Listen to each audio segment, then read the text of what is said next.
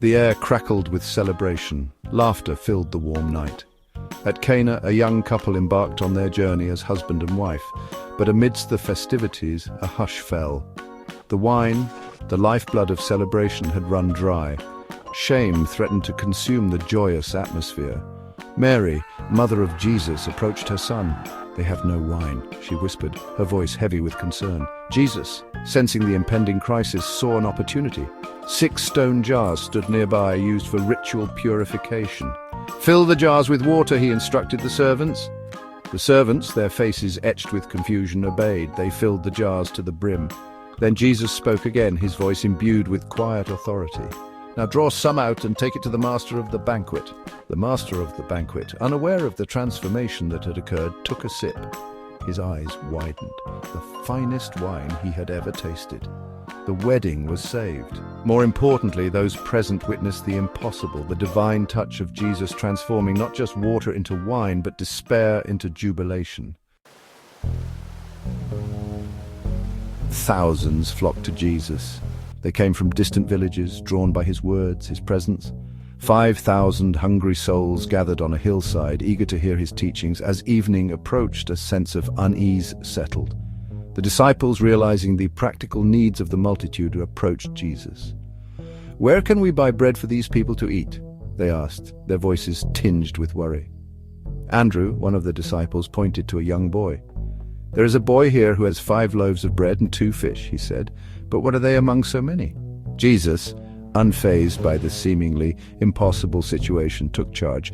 He instructed the people to sit down on the green grass. Taking the meager offerings of bread and fish, Jesus looked up to heaven. He gave thanks. Then he broke the bread and fish, handing them to the disciples to distribute.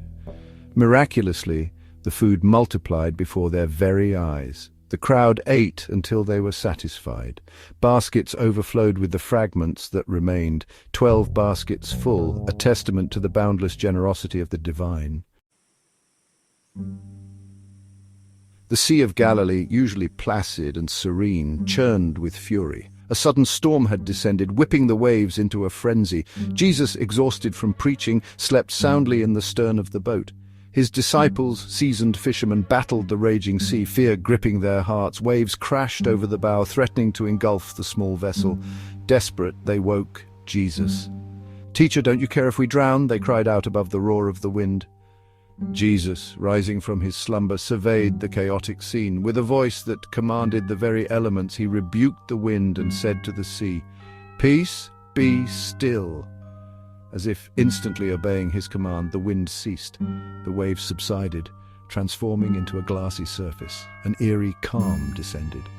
The disciples, their faces still etched with terror, looked at Jesus with newfound awe. "Who is this?" they whispered among themselves, "that even the wind and the sea obey him?" A man, blind from birth, sat begging by the roadside. His world was a tapestry of darkness, devoid of light and color.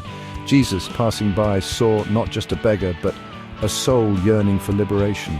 He spat on the ground, making mud with the saliva.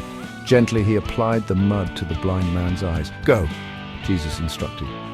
"Wash in the pool of Siloam." The man, his heart filled with a glimmer of hope, obeyed. He stumbled towards the pool, guided by the sound of running water. As he plunged his face into the cool water, a miracle unfolded. The world exploded into a kaleidoscope of colors. He saw the sky, a vast expanse of blue. He saw trees, their leaves rustling in the breeze. He saw faces etched with expressions of wonder and amazement. The man, overwhelmed with joy, rushed back to Jesus, his heart overflowing with gratitude. "I once was blind, but now I see," he exclaimed, his voice thick with emotion. His physical sight restored, he saw something even more profound, the divine light of Jesus, the Son of God.